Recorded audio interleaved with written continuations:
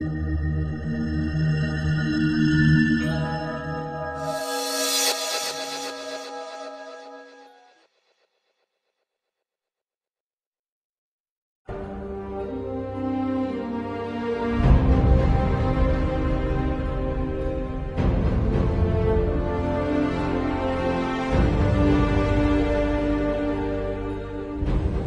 قضیه هسته‌ای آنچه که ایران به دنبال آن است دانشی مورد نیاز، دانشی که اگر امروز ملت ایران اون رو دنبال نکند فردا دیر خواهد بود. فردایی که نفتی به کار نباشد، همه چرخهای اقتصادی دنیا بر اساس نیروی هسته‌ای حرکت کند، ملت ایران دستش خالی باشه، بنشینه منتظر که دیگران بهش کمک کنن. اونا این رو میخوان. مسئله هسته‌ای ما اینه، من بارها گفتم، ما امروز برای دانش هسته‌ای که برای ما مهم است کار میکنیم که 20 سال دیگر، 30 سال دیگر فرزندان ما، جوانان ما، نسل آینده، ملت بزرگ ایران اون روز دستش به طرف غربی ها دراز نباشد. غربی ها امروز که نفت مال ماست، از زمین ما نفت استخراج می شود و به اونها داده میشه، امروز دارن برای همین نفت به ما زور میگن، با اینکه نفت مال ماست. امروز این نفتی که از چاه‌های این منطقه بیرون میآید، سودش برای دولت‌های غربی از سودش برای کشورهای نفتخیز بیشتر است. امروزی که نفت مال ماست، در اختیار ماست، دست ماست، زورگویی میکنن.